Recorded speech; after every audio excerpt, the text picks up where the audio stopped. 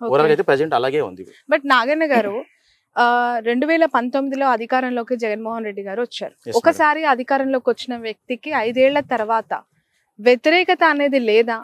ఉంటే ఏ సెక్టార్ లో ఉంది? ఒకవేళ నిజంగానే వ్యతిరేకత ఉంటే అది అక్కడ మనకి రిజల్ట్స్ లో చూపించాలి కదా. గతంలో దాదాపు 50% ఓట్ల అంటే పోలింగ్ పర్సెంటేజ్ గెయిన్ చేసుకున్న వైఎస్ఆర్సీపీకి ఇంచుమించుగా ఇప్పుడు కూడా అదే పర్సెంటేజ్ ఎలా సాధ్యమవుతుంది సర్వే ఏజెన్సీలకు అనేది నా క్వశ్చన్. యాక్చువల్గా మేడం 50% అనేది ఓకే, లాస్ట్ టైం వచ్చింది. కానీ ఈ 50% అనేది పర్టికులర్ రీజన్ వైజ్ మారిపోతుంది నీకు. అదే రాయలసీమ వెళ్ళాలనుకోండి, ఇది 54 to 55% ఉంది. ఎక్కడ ఇది కోస్టల్ ఏరియా ప్లస్ ఈ చుట్టుపక్కల రాయాలని చూసుకుంటే మాత్రం అక్కడ వాళ్ళది కొద్దిగా పర్సెంటేజ్ అనేది 59, 48, 49, 50 రేంజ్ లో ఉంది. కానీ రాయలసీమ మాత్రం ఇది 54 to 55% వస్తుంది అన్నమాట.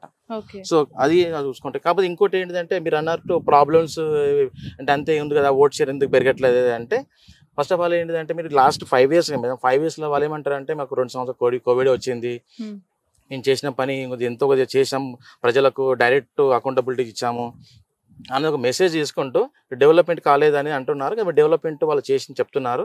కానీ నాకు కుటుంబానికి యాక్చువల్గా ఏంటంటే ఓట్ వేసే పబ్లిక్ ఏమనుకుంటారు మేడం, నా కుటుంబానికి ఏమొచ్చిందని చూసుకుంటారు.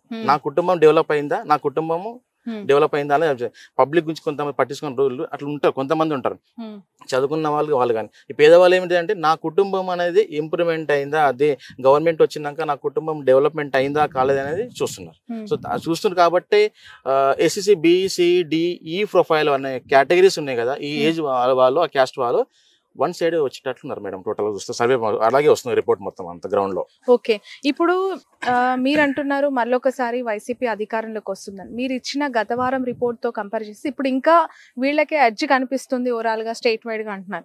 బట్ అక్కడ చూస్తే 3 ప్రధాన పార్టీలు అంటే 2 ప్రాంతీయ పార్టీలు, ఒకటి కేంద్రీయ పార్టీతో జతకట్టిన అలయన్స్ యొక్క ప్రభావం నిజంగా గ్రౌండ్ లెవెల్ ఏం లేదా? ఒకవేళ లేకపోతే కారణాలు ఏంటి? యాక్చువల్గా మేడం ఏంటిదంటే ఇది అలయన్స్ కాకముందు టీడీపీ ఓట్ షేర్ అనేది బిలో 30, అలయన్స్ కాకముందు. ఆఫ్టర్ అలాగే జనసేన యొక్క ఓట్ షేర్ అనేది 5% ఎంటైర్ స్టేట్ మొత్తం ఓవరాల్ గా. బీజేపీది ఓన్లీ 1%. అంటే ముగ్గురు కలుపుకున్న వీట వాళ్ళది 36% దాటట్లేదు. అప్పటికి ఇంకా అలయన్స్ అనేది కాలేదు. అలయన్స్ కాకముందు ఈ 36% అనేది 37% అనేది అలయన్స్ అయినాక కొద్దిగా చంద్రబాబు నాయుడు గారిని జైల్లో వేసినాక లేకుంటే కొద్దిగా సింపతి రావడం వల్ల ఒక 5% పెరిగిన మాత్రం వాస్తవం. సో అది చూసుకుంటే అది 42-43 వరకు వెళ్ళిపోయింది మేడం. కానీ ఎప్పుడైతే ఈ బీజేపీతో అలయన్స్ పెట్టుకున్నారో వాళ్ళకు తక్కువ ఓట్ షేర్ ఉంది. ఆ తక్కువ ఓట్ షేర్ అనేది అలయన్స్ కావడం యాక్చువల్గా ఏంటంటే అలయన్స్ కన్నా ముందు ముస్లిమ్స్ అనేది 60-40 ఆ రేషియోలు ఉండే. వైసీపీకి ఎక్కువ ఉండే, టీడీపీకి తక్కువ ఉండే. కానీ ఎప్పుడైతే అలయన్స్ పెట్టుకున్నారో బీజేపీ తోటి సమ్ కమ్యూనిటీ 2-3 కమ్యూనిటీస్ అనేది టోటల్ గా డిస్ అయిపోయింది. ఎట్లంటే ఇప్పుడు 70-80-20 లేకుంటే 70-30 అన్న రేంజ్లో వచ్చేసినాయి అన్నమాట కొన్ని కమ్యూనిటీస్ అన్నమాట. లైక్ ఈ క్రిస్టియన్స్ కావచ్చు, లేకుంటే ముస్లిమ్స్ కావచ్చు.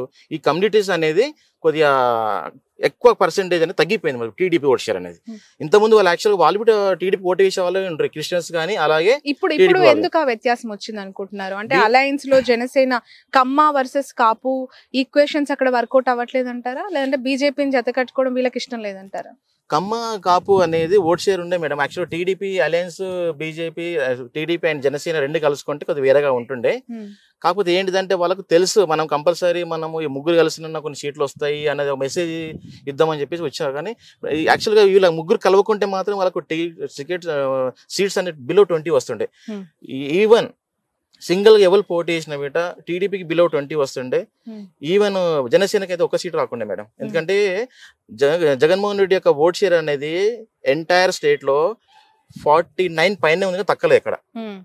కొన్ని కాన్స్టిట్యున్సీలలో 54-55 ఉంది, రాయలసీమ సైడ్ 60 వరకు వెళ్తుంది.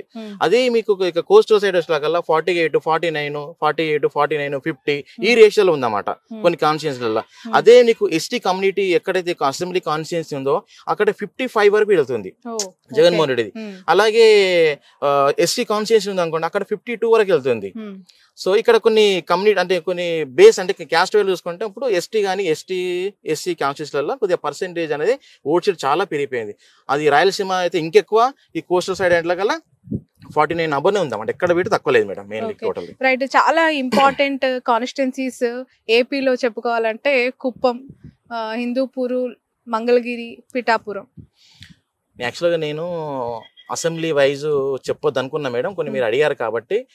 ప్రజెంట్ అయితే నారాలోకి ఎస్ఆర్కి అయితే ఈజీగా ఉంది వెన్ను కావడానికి. ఇప్పటి వరకు అయితే ఈ రోజు వరకు ఇంకా 25 days 30 days టైం ఉన్న వీట అతను గెలవడానికి ఎక్కువ అవకాశాలు చాలా ఉన్నాయి. కుప్పంలో వీట సార్కే ఉంది, చంద్రబాబు నాయుడు గారికి. పిఠాపురం మాత్రం కొద్దిగా టఫ్ ఉంది మేడం. ఆ పిఠాపురం ఇప్పుడే మనం చెక్ చేయలేం మేడం, ఎందుకంటే అది మనము అక్కడ ఒక 5-6 times సర్వే చేస్తే గానీ ఆ మూడ్స్ తెలియదు మేడం. ఎందుకంటే రోజు రోజుకు మారిపోతుంటది. అంటే వీళ్ళు చేసే ప్రచారం బట్టి, వీళ్ళు ఇచ్చే కమ్యూనిటీ బట్టి, వీళ్ళు ఇచ్చే మేనిఫెస్టో బట్టి పబ్లిక్ అనేది ఇంకా స్టిల్ అక్కడ ఇంకా డిసైడ్ కాలేదు మేడం. పర్టికులర్ ఓట్ షేర్ అనేది ఇంకా ప్రజెంట్ అయితే పర్టికులర్ పిఠాపురం మాత్రం టఫ్ ఉంది మేడం. ఓకే. ఇప్పుడు ఏబీపీ సి ఓటర్ లాంటి అనేక సంస్థలు అక్కడ నేషనల్ లో ఇచ్చిన సర్వే సంస్థలు కూటమి అధికారంలోకి వస్తుంది అని ఇచ్చారు. బట్ మీరు ఎలాంటి అథెంటిక్ మెథడాలజీ యూజ్ చేశారు? మీరు ఎందుకు మళ్ళీ వైసీపీ వస్తుంది అని చెప్పారు? వాళ్ళకి మీకున్న వ్యత్యాసాలు ఏంటి మేడం? నాది టోటల్గా ఏంటిదంటే నేషనల్ ఛానల్స్ వాళ్ళు ఏంటిదంటే వాళ్ళు కొద్దిగా పర్టికులర్ కాన్షియన్స్ మాత్రం సెలెక్ట్ చేసుకుంటారు మేడం. వాళ్ళు కొన్ని కాన్షియన్స్ చేస్తారు, ఎంటైర్ స్టేట్ చేయరు మేడం. ఫస్ట్ ఆఫ్ ఆల్ వాళ్ళు, నేనేంటిదంటే ఎంటైర్ స్టేట్ చేస్తాను. నా శాంపుల్స్ అయితే చాలా పెద్దది, బయట చెప్పలేను, చాలా పెద్ద శాంపుల్ చేస్తాను. అలాగే ఈ నేషనల్ ఛానల్ వాళ్ళు ఏంటిదంటే కొన్ని సెలెక్ట్ చేసిన 15-20 అసెంబ్లీస్ తీసుకుంటారు. ఆ 20 అసెంబ్లీస్ని మొత్తం డివైడెడ్ స్టేట్ మొత్తం చేస్తారు అనమాట. వాళ్ళ sample wise 200 per assembly, 150 per assembly, 300 per assembly అలాగే ఉంటుంది. నాది ఏంటిదంటే ఒక కాన్స్టిట్యూన్సీలో నేను 10,000 శాంపుల్ చేస్తాను మేడం. నేను అట్లా చేస్తాను. ఒక కాన్స్టిట్యూన్సీలో ఒక 1000, 2000, 5000 ఇట్లా డిఫరెంట్ కాన్స్టిట్యూన్సీ ఒక అసెంబ్లీని 2-3 times చేయడం, ఇవన్నీ చేస్తూనే ఉంటుంటాం. ఒక స్టేట్ వైజ్ చేయాలంటే మనం ఒక మినిమం ఒక 2 rounds 3 rounds చేస్తే కానీ వెళ్ళాం. ఈవెన్ నేను 2019లో వీట ఆంధ్రప్రదేశ్ స్టేట్ ఎలక్షన్స్కి నేను పని చేశాను, ఎంటైర్ 2 rounds చేశాను.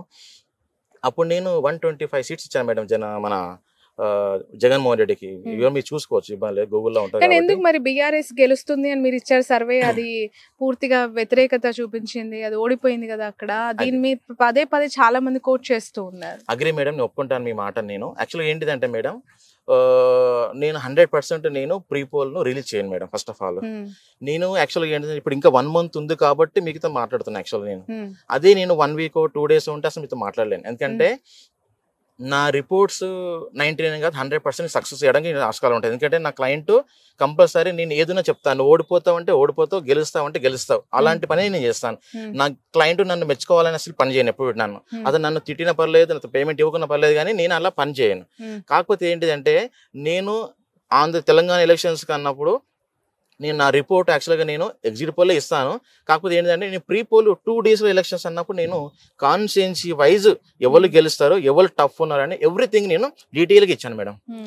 నా సర్వేను ఒక పెద్ద కంపెనీ, ఇండియా లెవెల్లో పనిచేసే పెద్ద కంపెనీ, ఆల్రెడీ తెలంగాణలో ఒక పార్టీకి పనిచేస్తున్న కంపెనీ కంపేర్ చేశారు. నా సర్వే వాళ్ళ సర్వే కంపేర్ చేసి ఎక్కడైతే టఫ్ ఉన్నదో అక్కడ వాళ్ళు ఫుల్ పేజ్ గా పనిచేసిండ్రు. ఎవరైతే గెలుస్తాం అనుకున్నారు బీఆర్ఎస్ వాళ్ళు అంతా సైలెన్స్ గా ఉన్నారు. వాళ్ళు అపోజిషన్ వాళ్ళు అంతా వాళ్ళు మంచిగా పని చేసుకొని ఆ 2 days లో మొత్తం మారిపోయింది మేడం. ఎక్కడైతే నేను ఒక 25 ఇస్తాను సీట్స్, అవి టఫ్ ఉన్నాయని నా సర్వే వాళ్ళ సర్వే సేమ్ కంపేర్ చేసుకుంటే నా సర్వేకి వాళ్ళ సర్వే పర్ఫెక్ట్ ఉంది. నాకు వచ్చిన రిపోర్ట్ కాబట్టి చెప్తున్నాను. వాళ్ళు బీఆర్ఎస్ వాళ్ళేమో గెలుస్తామన్న కాన్ఫిడెన్స్ లో వీళ్ళకుండే ఓవర్ కాన్ఫిడెన్స్, వాళ్ళకేమో కంపల్సరీ గెలవము నాకన్నా చెప్తే కరెక్ట్ గా ఉంటుంది అని చెప్పి కాన్ఫిడెన్స్ తోటి వాళ్ళు మంచిగా పని చేసుకున్నారు. ఈవెన్ ఎలక్షన్ డే వరకు కూడా పని చేసుకున్నారు. దానివల్ల నా సర్వే కొద్దిగా అక్కడిక్కడ వేయడం కారణం పెట్టి అది మేడం 100%. ఈవెన్ అంత టఫ్ 2019లో నేను అంత సీట్లు ఇచ్చాను వైసీపీకి. నేను యాక్చువల్ గా 45 ఇచ్చాను టీడీపీకి. జనసేనకి నేను ఇచ్చిన 0. 2019లో మీరు రికార్డు చూసుకోవచ్చు, 0 ఒక్కటి వీడియో ఇవ్వలే నేను. నన్ను చూసి చాలా మంది కంపెనీస్ ఏంటి 7-8 జనసేన వస్తాయి అన్న వాళ్ళు వీట నా రిపోర్ట్ చూసినాక లాస్ట్ మినిట్ లో 0-2, 0-3 వచ్చారు. నేను ఫస్ట్ డే నుంచే నేను 0 మీదనే ఉన్నా. ఆ గెలిచిన పర్సన్ వీట 200 ఓటుతో గెలిచిండు. ఇప్పుడు 21 మంది అభ్యర్థుల్లో జనసేన ఎన్ని గెలిచే అవకాశం ఉందంటారు? ఒక ఫిగర్. జనసేన బీజేపీ రెండు అలయన్స్ మేడం అవి చూసుకున్న వీట 4 to 5 మాక్సిమం మేడం. నేను అసెంబ్లీ పేరు చెప్పలేను నేను, ఓకేనా, ఎందుకంటే చెప్పడం వల్ల నాకు ప్రాబ్లం అవుతుంది, వాళ్ళు పని చేసుకుంటున్నారు. జగన్మోహన్ రెడ్డి ఎంత మెజారిటీతో గెలిచే అవకాశం ఉందంటారు? మేడం 90,000 పైన వస్తుంది, తగ్గదా కాదు. ఎందుకంటే మేము అక్కడ టీడీపీ అలయన్స్ అనేది ఇప్పుడు ఇంత ముందు కొద్దిగా ఉండే మేడం. యాక్చువల్ గా ఇంత ముందు టీడీపీ ఒక 2 సీట్లు కొద్దిగా ఎడ్జ్ వచ్చింది, కానీ ఇప్పుడు అలా లేదు. ఇప్పుడు అనేది మొత్తం అక్కడ ఉన్న 10కి 9 మొత్తం కంపల్సరీ మొత్తం గెలిచేస్తుంది. ఒకటి వీట అక్కడ వాళ్ళు ఓడిపెట్టలేదు మేడం మొత్తం ఓవరాల్ గా. ఇప్పుడు ఈవెన్ ఇక్కడ నెల్లూరులో పనిచేస్తున్నాను నేను. నెల్లూరులో ఇది ఒక 1 month బ్యాక్ ఒక టీడీపీ ఎడ్జిలా అన్న ఫీలింగ్ ఉండే మేడం యాక్చువల్ గా.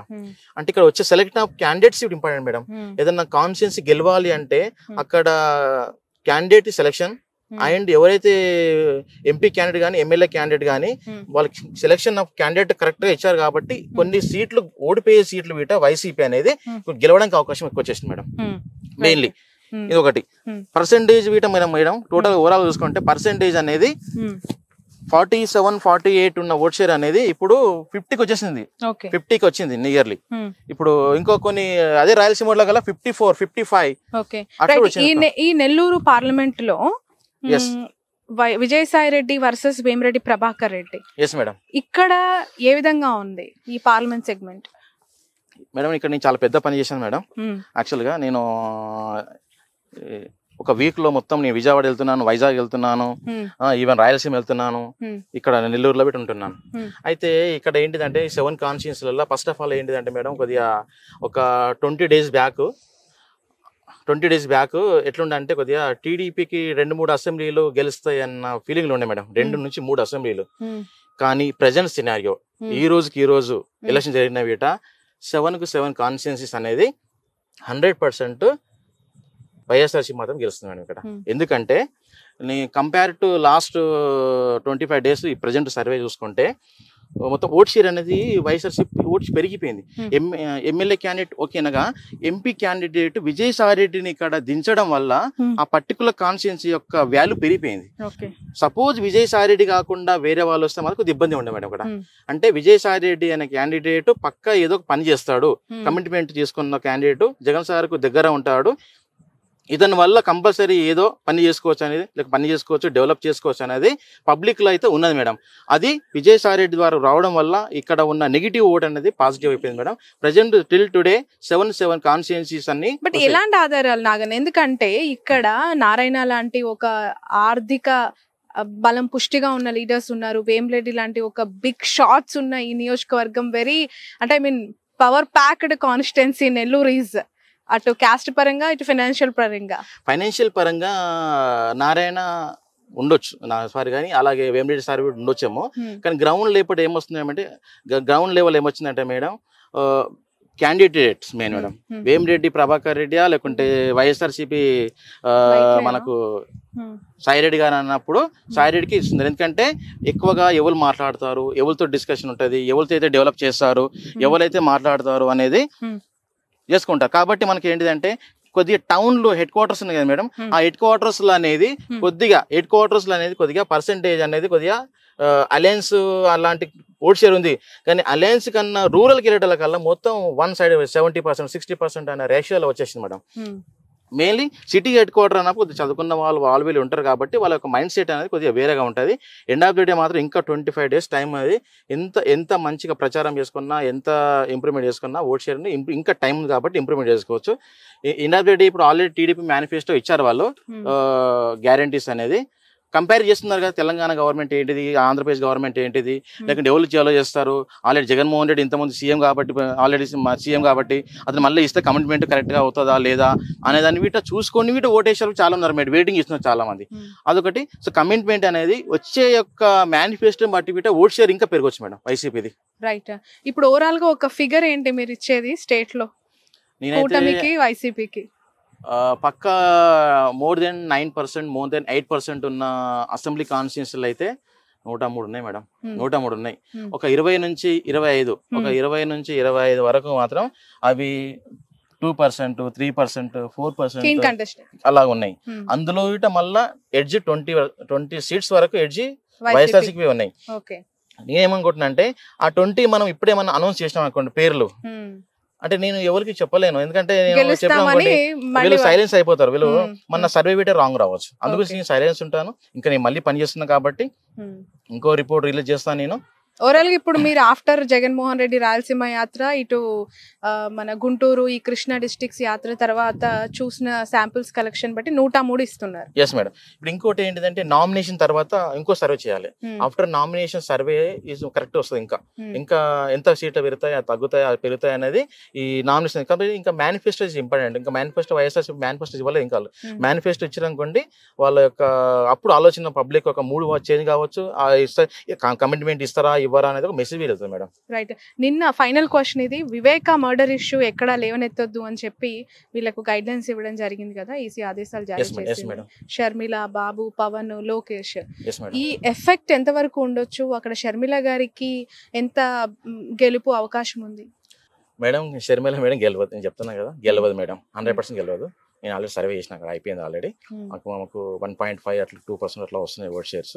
ఆమె నేను డిక్రీజ్ చేయగానే, కాకపోతే ఏంటంటే ఆమె పోటీ చేసింది ఓకే. ఆమె రాజశేఖర రెడ్డి కూతురు, ఆమె ఏమనుకుందంటే కమిట్మెంట్ జగన్మోహన్ చెల్లి ఉండొచ్చు కానీ అక్కడ ఓట్ షేర్ అనేది ఇప్పుడు ఎట్లా అయిపోయిందంటే మేడం, వాళ్ళ ఇంట్లో ఫ్యామిలీ విషయాలు గొడవ ఎండొచ్చాం కానీ ఓటర్కి అవన్నీ అవసరం లేదు కదా. నాకు ఎవరు గెలుస్తారు ఈ రోజు ఎట్లా అయిపోయిందంటే, అసలు కడప ప్రజలు సర్వే చేశానంటున్నారు కదా, కడప ప్రజలు షర్మిల గురించి ఏమనుకుంటున్నారని మీకు అర్థమైంది అక్కడ? ఎందుకంటే ఆమె పదే పదే వివేక మర్డర్ ఇష్యూలో అవినాష్ నిందితుడు, అవినాష్ రెడ్డి చంపిన వ్యక్తి, అతనికి ఎందుకు ఇచ్చారు ఓటు అని అంటుంది కదా, అవకాశం ఎందుకు ఇచ్చారు అని చెప్పి. ఇదేమైనా ప్రజల్లోకి తీసుకెళ్లగలిగిందా? ఆల్రెడీ వాళ్ళు ఒక చేసుకున్నారు మేడం, వర్క్ చేశారు. యాక్చువల్గా ఏంటిదంటే వాళ్ళు ఏమనుకున్నారంటే, నేను వివేకానంద బాబాయ్ కదా మేడం, బాబాయ్కి షర్మిల మేడం ఎంపీ క్యాండిడేట్ కావాలని ఒక కోరిక ఉందని చెప్పారా మేడం. చెప్తే మన పబ్లిక్ యాక్సెప్ట్ చేయాలి కదా మేడం. ఆల్రెడీ ఇప్పుడు జగన్మోహన్ రెడ్డిని చూస్తారు కానీ షర్మిల మేడం చూడ మేడం. ఎందుకంటే షర్మిల మేడం ఆల్రెడీ తెలంగాణలో వచ్చి పోటీ చేస్తాను చేయలేదమ్మ, ఇక్కడ ఏం చేస్తుంది? ఇంకోటి ఏంటిదంటే పోటీ అనేది షర్మిల మేడంకు జగన్మోహన్ రెడ్డి కాదు కదా పోటీ, ఇక్కడ పోటీ అనేది జగన్మోహన్ రెడ్డికి చంద్రబాబు నాయుడుకి పోటీ కానీ, అంతేగాని ఇతనికి ఈమెకి అది కాదు కదా మేడం. సో ఓట్ షేర్ అనేది రెండు పార్టీల మధ్యనే 98 or 96% to 97% వీళ్ళిద్దరి మధ్యలోనే ఉంటుంది మేడం, కూటమి మధ్యలోనే ఉంటుంది. ఒక పర్సెంట్ పార్టీకి ఎక్కువ రావచ్చు, పార్టీ తక్కువ రావచ్చు, కానీ ఓట్ షేర్ అనేది అవుట్ ఆఫ్ 100% ఓట్ షేర్ లో 96 to 97% ఇద్దరి మధ్యలో ఉంటుంది. ఆ 3% అందరిగా బీఎస్పీ చేసుకుంటే, కాంగ్రెస్ చేసుకుంటే, ఇతరులు చేసుకుంటారు మేడం. 150 అట్లా. Okay right. ఇంకా ఏమైనా చెప్పాల్సిన అంశాలు ఉన్నాయంటారా ఈ ఓవరాల్? నేనేం చెప్పలేదు madam. Manifesto is very important. Manifesto correct గా ఉంటే కమిట్మెంట్ తోటి గెలుస్తారా అనేది ఒక మెసేజ్ వెళ్తుంది. So manifesto is important. Manifesto వచ్చినాక వీటి సర్వే అనేది ఇంకా మారిపోవచ్చు, అంటే పెరగవచ్చు, తగ్గవచ్చు, చెప్పలేము. ఏదున్నా కానీ manifesto is very important. But ఒక్క అవకాశం అని బాబు ప్రజల నోట్ అడుగుతున్నారు కదా, దానికి ఏం కన్ఫైన్ అవ్వట్లేదా ప్రజలు? వాళ్ళ కూటమి మెయిన్ మేడం. కూటమి వాళ్ళు ఆల్రెడీ వాళ్ళు తెలుసు కదా మేడం, ఎట్లయినా మనం సింగిల్ వెళ్తే గెలవము, కూటమి అయితే గెలుస్తాము అని ఒక కాంపిటీషన్ ఇస్తారు. ఫస్ట్ ఆఫ్ ఆల్ ఏంటిదంటే జనసేనకు ఒక సీట్స్, ఒక వాళ్ళ సీఎం ఏంటి మేడం, జనసేన వాళ్ళ పరిస్థితి ఏంటిది? జనసేన వాళ్ళు మా యొక్క పవన్ కళ్యాణ్ సీఎం కావడం వాళ్ళ బాధ్యత. 10 సంవత్సరాలకు అదే అంటారు వాళ్ళు, 10 సంవత్సరాల నుంచి నాకు సీఎం కావాలి. ఇప్పుడు ఎట్లా అయిపోయిందంటే ఆ సీఎం అయ్యే క్యాండిడేట్ అలయన్స్ లోపల ఒక 50 సీట్లన్నా 60 సీట్లన్నా మాకు వస్తాయి అన్న ఫీలింగ్తో వాళ్ళు పనిచేసిండ్రు జన సైనికులు. పాపం వాళ్ళు 10 సంవత్సరాలుగా లాస్ట్కి ఇప్పుడు వచ్చేదాకా ఏమైంది, 21 సీట్స్కి వచ్చేసారు. అందులో 21లో వీట మళ్ళీ ఆ పార్టీ నుంచి ఈ పార్టీ నుంచి వచ్చే వాళ్ళకి ఇచ్చారు. ఎవరైతే 10 సంవత్సరాలు కష్టపడుతున్న క్యాండిడేట్స్ ఉన్నారో వాళ్ళకి టికెట్ రాకపోవడం వల్ల వాళ్ళ కింద పనిచేసే క్యాడర్ కానీ వాళ్ళంతా totally dissatisfied. First of all dissatisfied ఎక్కడ ఏంటంటే వాళ్ళ క్యాండిడేట్ సీఎం కావడానికి తెలివంగానే ఆ యూత్ కానీ లేకుంటే ఎవరైతే కష్టపడ్డ వాళ్ళు ఉన్నారో టోటల్లీ వాళ్ళు నర్వస్ గా ఫీల్ అయ్యారు మేడం. వీళ్ళు అలయన్స్ లోపల వీట ఒక 50 సీట్లు వస్తాయనుకున్నారు. 21 సీట్లు రావడం వల్ల ఏంటిదంటే వాళ్ళు ఆ వచ్చిన వాళ్ళకి మళ్ళీ పాత వాళ్ళకే కాకుండా కొత్త బయట నుంచి వచ్చిన వాళ్ళకి టికెట్లు ఇవ్వడం వల్ల వీట కొద్దిగా మైనస్ వాళ్ళకి మేడం. ఇంకోటి ఏంటిదంటే బీజేపీకి 1-2% ఓట్ షేర్ లేని పార్టీకి 8 పార్లమెంట్లు ఇవ్వడము, అందులోపల వల్ల వాళ్ళకు 10 అసెంబ్లీలు కాన్స్టిట్యూన్సీ ఇవ్వడం అనేది కొద్దిగా ఇబ్బంది అయింది. దానివల్ల ఏంటిదంటే వీళ్ళు వాళ్ళకి పని చేయట్లేదు, వాళ్ళు వీళ్ళకి పని చేయట్లేదు, వీళ్ళు వాళ్ళకి పని చేయట్లేదు, అట్లా అయిపోయింది మేడం టోటల్ గా.